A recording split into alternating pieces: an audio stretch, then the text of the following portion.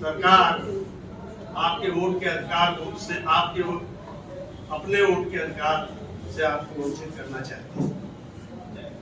मौजूदा समय में आप जान रहे हैं कि इस समय अभी सीतापुर से आए प्रोफेसर साहब और हमारे पूर्व वक्ताओं ने इस तरह से अपनी अपनी बातों को वोट के महत्व को, उसकी आवश्यकता, उपयोगिता और उसके उद्भव को, उसके इतिहास को आपके समक्ष रखा है। आगे चलकर अभी मुख्यतः हमारे बीच में माननीय न्यायमूर्ति महोदय भी मौजूद हैं, श्री बी.डी. नकवी साहब, जिला जज साहब रहे हैं और प्रोफेसर वर्मा साहब ने अभी विस्तृत चर्चा की है। इसके अतिरिक्त जो मौजूदा समय के हालात हैं वो बहुत शुभ संकेत नहीं देते। हमको आपको सावधान रहना चाहिए और इन सब बातों को जहां तक पहुंचाना चाहिए, ये जिम्मेदारी हम लोगों की है। जहां कहीं भी हम आए इन सब चीजों को करें, क्योंकि मीडिया को जो बात कहनी चाहिए वो इस समय हम सबकी बात को बिल्कुल अनदेखा करती। एक दौर था जब इमरजेंसी का दौर था, उस समय भी मीडिया की यही हालत थी। सही बात आम जनमानस तक नहीं पहुंच पा रही। आज वही हालात कमोबेश इस देश में उससे बदतर है और उससे बदतर हालत पनप गई है। उस समय तो मैं विश्वविद्यालय का छात्र हुआ करता था। एक ब्रिट्स अखबार आता था जिसमें आपके करंजिया साहब उसके संपादक हुआ करते थे। साथ ही साथ फादर अहमद अब्बास साहब की कलम से लखनऊ के चीफ ब्यूरो की हैसियत से वो उत्तर प्रदेश की खबरों तो उसमें छापी जाती थी। तमाम बातें उस अखबार से निकल के आती थी, उस साप्ताहिक ब्रिट्स अखबार से।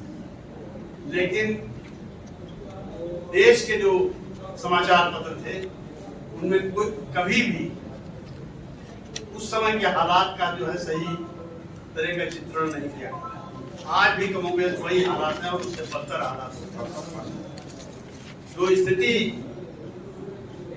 उत्पन्न हुई है, और उसके लिए तो आप सब आज की तारीख में समझ रहे हैं कि मुख्य चुनाव आयोग से लेकर के मुख्यतः तो सरकार में बैठे उच्च पदस्थ लोगों का पूरा हाथ और उन्हीं सबकी साजिश। आज हम लोग बाबा साहब को इसलिए भी याद कर रहे हैं कि उन्होंने जिस अधिकार को संविधान में प्रदत्त किया और हम सबको उसके माध्यम से लाभ पहुंचाया, उनका मुख्य उद्देश्य यही था कि आगे चलकर कभी न कभी इस देश में जब शिक्षा का स्तर बढ़ेगा, लोग जागरूक होंगे तो अपने वोट की कीमत को समझेंगे। आज वोट का जो महत्व है हम आप सभी लोग समझ रहे हैं और उससे वंचित किया जाता है और वंचित किए जाने की साजिश की जाए, ये बहुत ही दुर्भाग्यपूर्ण स्थिति देश में पनप रही। ऐसे हालात में थोड़ा सा हम सबका ये दायित्व बनता है कि इस बात को देश के कोने कोने में हम जहां पर हैं वहां पर जरूर उस गांव ग्रामीण क्षेत्रों से लेकर के जिस मोहल्ले गली में है वहां इन चीजों पर चर्चा जरूर हो। छोटी जगहों में भी इस बात की चर्चा होनी चाहिए। जहां हम लोग जो ताकते हैं वो किस रास्ते पे ले जाना चाहती हैं, बिल्कुल ठीक से हम लोगों को तबाही के रास्ते पे ले जाना चाहिए, देश को तबाही के रास्ते पे, क्योंकि लोकतंत्र ही नहीं बचेगा, वोट का अधिकार ही नहीं रहेगा। ये कभी एक हमारे पूर्व वक्ता जी कह रहे थे कि एक एक घर में 85 वोट, पता चला कि परिवार में रह रहे 15 लोग और 85 वोट कहां से पड़ गए या कभी कहीं तक दिखा दिया गया।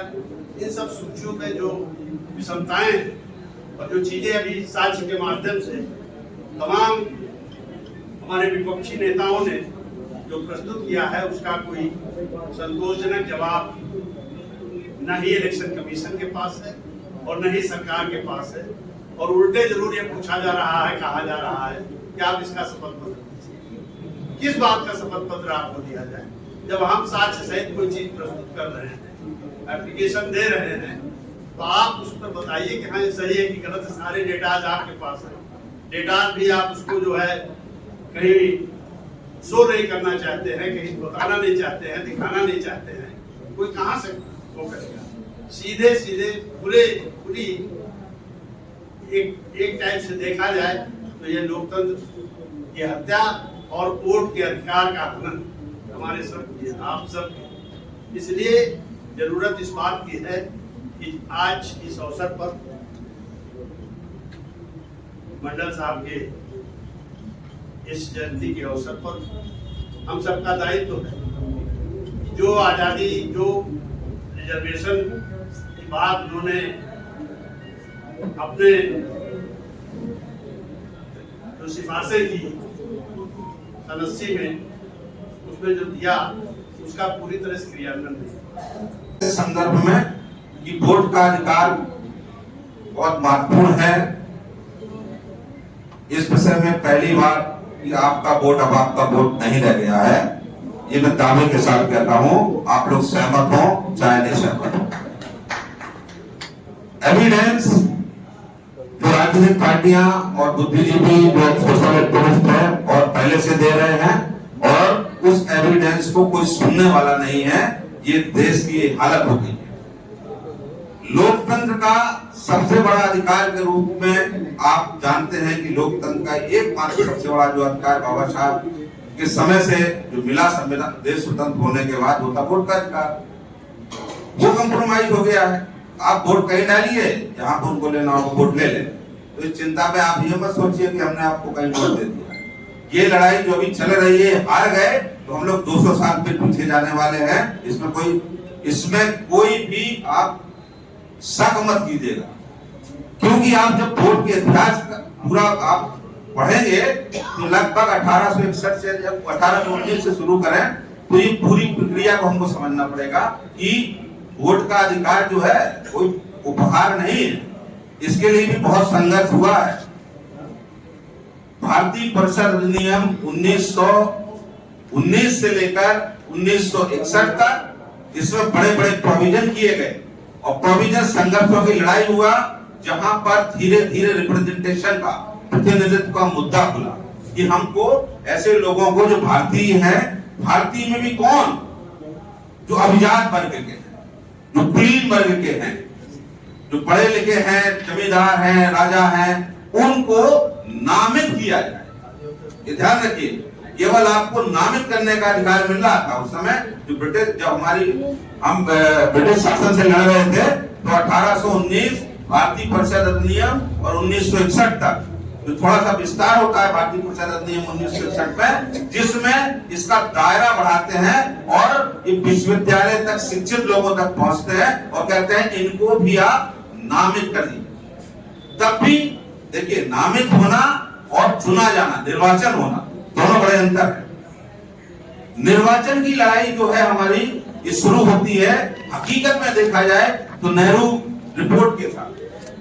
मॉन्टेस्क्यू और जेम्स फोर्ड जो थे, उनके समय एक बड़ा रिवॉल्यूशन हुआ जिसको भारतीय अधिनियम 1931 शायद बोलते हैं। उसके समय ये बड़ा एक बदलाव आया इस देश में, जिसमें वोट के अधिकार की भूमिका को बहुत महत्व दिया गया, और वोट के अधिकार के लिए कहा गया कि नहीं, हमको एक जो पहले अप्रत्यक्ष चुनाव होता था वो प्रत्यक्ष चुनाव की तरफ गया।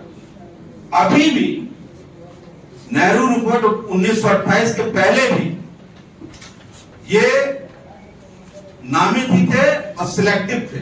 अभी चार मैं बार बार बोल रहा हूँ कि वोट का संघर्ष अभी हमारे विश्वविद्यालय के मनोज जी ने कहा कि अमेरिका में भी बहुत बाद में वोटिंग राइट सबके लिए सुलभ हो पाया।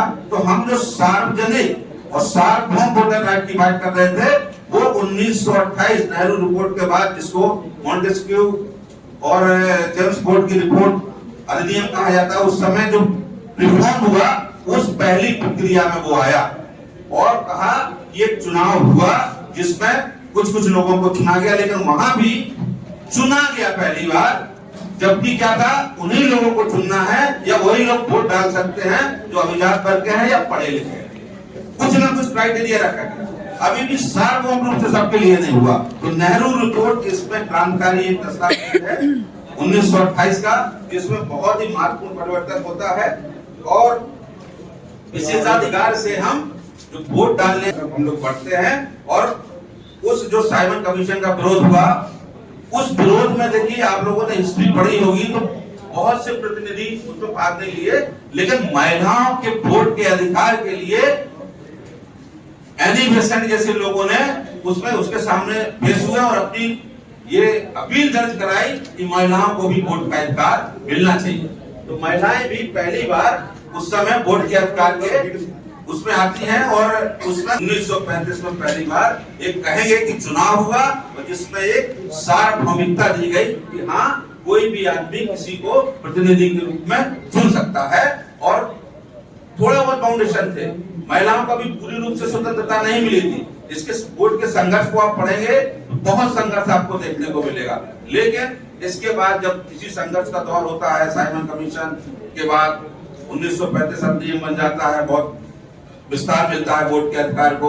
इसके बाद स्वतंत्रता आंदोलन शुरू होता है, 1947 में हम लोग स्वतंत्र होते हैं और 1948 में देश कैसे बने, उसमें जब संविधान सभा में बाबा साहब के सामने एक प्रश्न आता है कि हम वोटिंग राइट किसको दें, कि भारत में इस लोकतंत्र की स्थापना होने जा रही है, स्वतंत्र हो गया, हम अपने राष्ट्र को कैसे बनाए।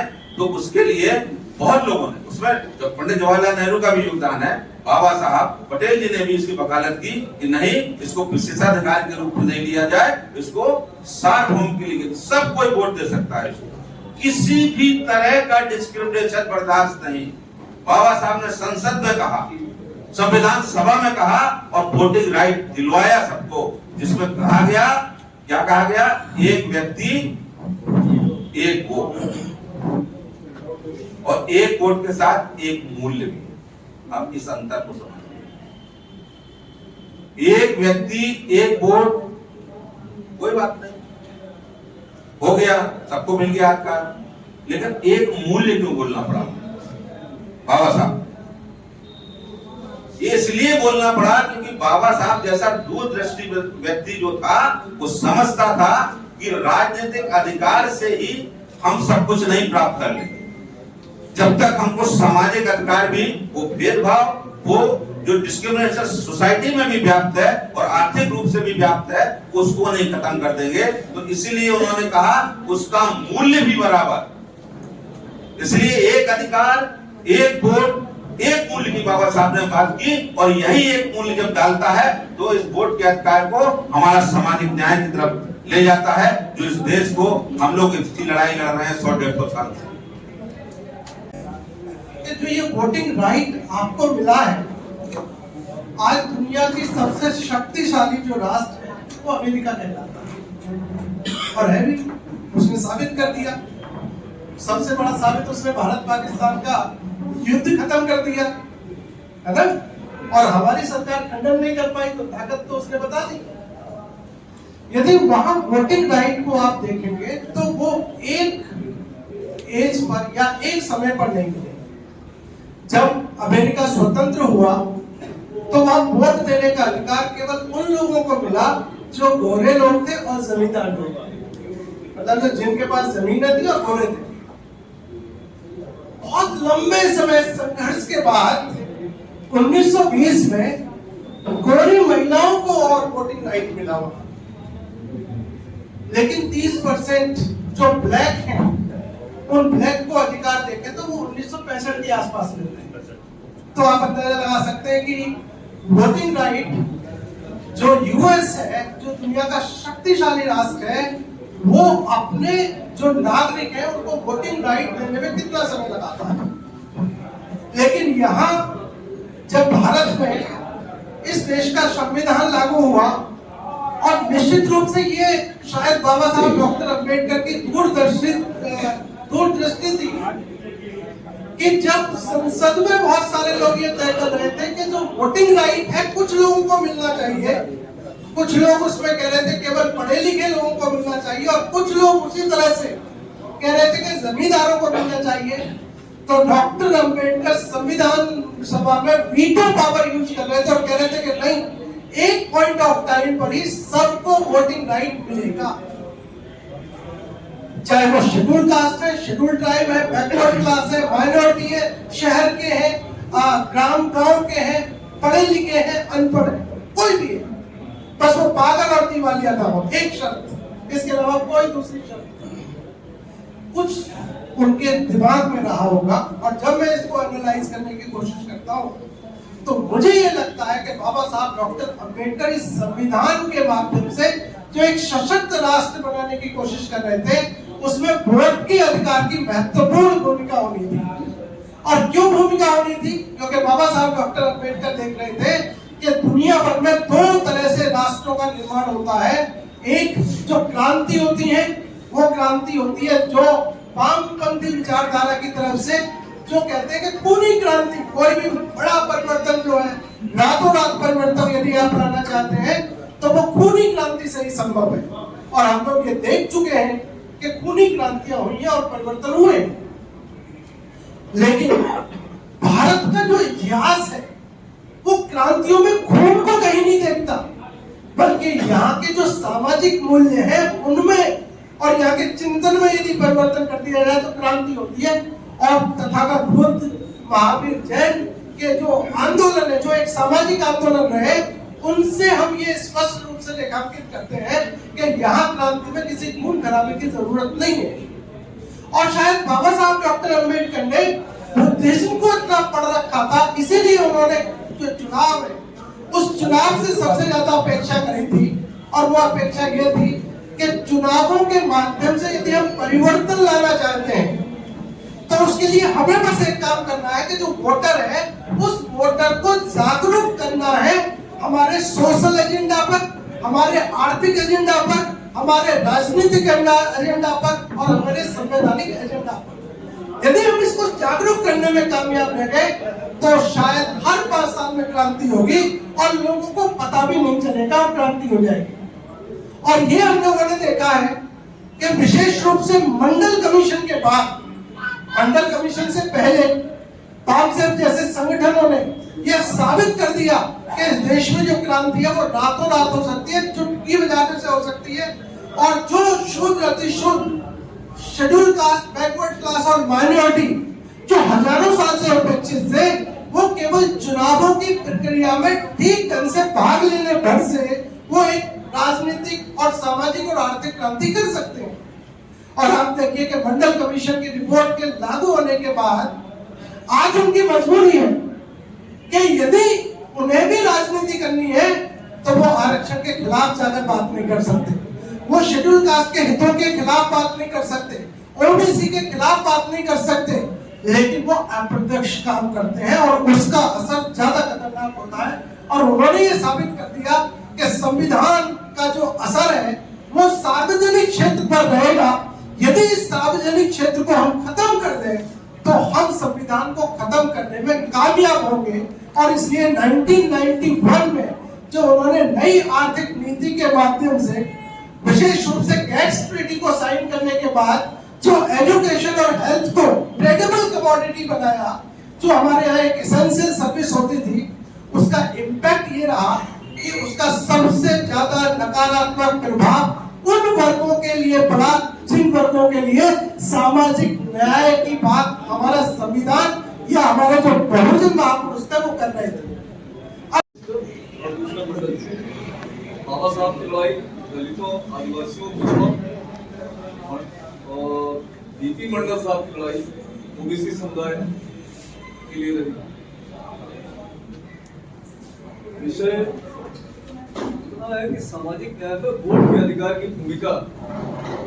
तो जैसा भी प्रोफेसर साहब बता रहे थे कि अमेरिका जैसा देश जिसको अपने आप को वो कहता है कि हम सुपर पावर, उसने अपने सारे नागरिकों को वोटिंग राइट 1965 में वो दे पाया। कितना भेदभाव था वहां पर। पहले सबसे पहले व्हाइट स्किन वाले, वो भी केवल मेल पुरुष, इसके बाद 1920 में उन्होंने अपनी महिलाओं को दिए। फिर जो ब्लैक स्किन वाले उनको 1965 में, वो लड़ाई हमको वहां भी इतनी लंबी लड़नी पड़ी और ये लड़ाई यहाँ भी हमको उतनी ही लड़नी पड़ी। लेकिन हमारे संविधान की खूबसूरती सबसे अच्छी ये थी कि हमें 26 जनवरी 1950 को ही, जिस दिन हमारा ये संविधान लागू हुआ, उसी दिन हमें ये अधिकार मिल गया। लेकिन हमको ये सोचना है कि क्या हम ये अपना अधिकार ठीक तरीके से इस्तेमाल कर पा रहे हैं। ये हमारे जो नेता हैं वो हमारा वोट लेके कहां किसको बेच आते हैं, वोट हम उनको देते हैं, और जो धुर विचारधारा है, विरोधी विचारधारा, उनके साथ जाके हो जाते हैं। तो पूरी सोसाइटी की जिम्मेदारी है कि इस चीज से अवेयर रहे, और जितने भी ये बच्चे अपने 18 साल के, चाहे किसी भी कम्युनिटी को, आप, मैं ओबीसी की बात नहीं कर रहा, मैं एससी की बात नहीं कर रहा, मैं एसटी की बात नहीं कर रहा, जितने भी ये 18 साल जैसे होते हैं, हमारी जिम्मेदारी बनती है कि हम उसका नाम वोटर लिस्ट पर एनरोल कराएं। जैसे हम होली, दिवाली, ईद, बकरीद मनाते हैं, अगर वोटिंग का डे है, सारे काम को पीछे छोड़कर हमें अपना वोट डालने जाना है, अपनी जिम्मेदारी निभानी है कि हमें जिम्मेदारी। मैंने गांव के मोहल्लों में और गांवों में जाके मैंने महिला शक्ति क्लब बनाए हैं, और उन महिलाओं को उनके अधिकार और उनके जो है उनके साथ जो शोषण है उसका विरोध करने के लिए उनके अंदर एक जागरूकता और उनको कानूनी जानकारियों से मैं उनको बताती हूँ। और इधर मैंने उनके बारे में, बिहार के सीएम थे बीपी मंडल जी, उनके बारे में पढ़ा था स्टूडेंट जब थे। लेकिन कल जब मेरे पास ये तस्वीर आई तो मैंने उसके बारे में काफी डिटेल में पढ़ा, तो उनकी दो बातों ने मुझे बहुत ज़्यादा इंस्पायर किया कि जब वो स्टूडेंट थे और जो स्कूल में जाते थे तो किस तरीके से उनको जो वंचित वर्ग है, जो पिछड़ा वर्ग है, उसको इस तरह के भेदभाव का शिकार होना ही पड़ा है। हम सभी ने देखा है, होते हुए देखा है, और बहुत सारे लोगों के साथ हुआ भी होगा जब वो अपने स्टूडेंट लाइफ में रहे होंगे, तो उनके साथ भी हुआ। किस तरीके से उनको पीछे जो है बैठाया जाता था, और अपने कॉलेज से भी उन्होंने उसका विरोध किया। कम ज़्यादातर सवर्ण लोग थे और वो जो है उनके बच्चे पढ़ते थे, और बीपी मंडल जी जो है बहुत कम संख्या में उनकी वर्ग से लोग थे, तो उन्होंने किस तरीके से उसका विरोध किया और उनको जीत भी हासिल हो। और उनको खाना जो है पहले सवर्ण बच्चे खा लेते थे, उसके बाद फिर हॉस्टल में उनके लोगों को बात भी दिया जाता था। तो उन्होंने एक लड़ाई लड़ी और एक चेतना जो उनके अंदर वो पहले से ही थी, और जब वो राजनीति में आए तो किस तरीके से उन्होंने सदन में बोला था जब किसी ने उनके ऊपर कटाक्ष किया था। दूसरी बात जो मुझे इंस्पायर की कि जब उन्होंने बोला कि आप जो है मुख्यमंत्री रहेगा, इस तरह का सब जब उन्होंने इस्तेमाल किया गया उनके लिए, तो गंगा में तो आग लगेगी ही। तो उन्होंने क्या जवाब दिया उनको कि जो है आप पानी में तो आग लगेगी ही, जब जो है आप। मैं तो कहीं से सूचना पाया था इस कार्यक्रम की, और यहाँ आज इस बड़े ही पावन और खुशी के अवसर पर विद्वत जनों के विचारों को सुनने और ग्रहण करने के लिए आया था। आज मैं अपनी ओर से मंच पर विराजमान सभी विद्वत जनों को, सामने बैठे हुए मंडलवादी, अम्बेडकरवादी और सामाजिक न्याय की लड़ाई लड़ने वाले हर जुझारू व्यक्ति को अपनी शुभकामनाएं प्रेषित करता हूं। और समय की बाध्यता है, मैं यहाँ वास्तव में सुनने ही आया हूं और कुछ ग्रहण करने आया हूं। जैसा कि अभी दूसरे पूर्व की वक्ता बहन जी ने बताया, 1918 में माननीय बीपी मंडल जी का बनारस में जन्म हुआ था। बहुत सारी चीजें जानते हैं हम, हमारे वक्ता भी उनके जीवन परिचय के बारे में बताएंगे। सीखने वाली बातें जो हमें किसी व्यक्तित्व से लेनी चाहिए, वो चाहे हमारे माननीय बीपी मंडल साहब हैं, अम्बेडकर जी हैं, फूले साहब हैं, या अन्य हमारे जो भी महापुरुष रहे हैं। जैसा कि एक कहावत यही है कि भूत के पांव पालने से ही नजर आने लगते हैं। बीपी मंडल जी ने अपनी प्रारंभिक शिक्षा अपने गांव में पूरी करने के बाद जैसे ही कॉलेज में प्रवेश करते हैं तो वहां पर उन्हें जबकि जमींदार परिवार रजवाड़े परिवार से होते हैं उनको भी जातिगत भेदभाव से गुजरना पड़ता है। और जिस हॉस्टल में वो रोके जाते हैं वहां सवर्ण छात्रों को तथाकथित सवर्ण छात्रों को पहले भोजन कराया जाता है और पिछड़े और दलित समाज से आने वाले बच्चों को बाद में भोजन दिया जाता है। एक क्रांतिकारी जज्बा होने के नाते विद्यार्थी जीवन में जब हमारे दिमाग में पढ़ने लिखने के बारे में भी सजगता नहीं रहती है, ऐसे भेदभाव के प्रति उनके लिए तभी सजगता थी और वहीं से ये बीज पड़ा होगा जो उन्होंने अपने मंडल आयोग की सिफारिशों में हम सब के लिए कलमबद्ध किया, परिलक्षित किया और आज उनकी सिफारिशों की बदौलत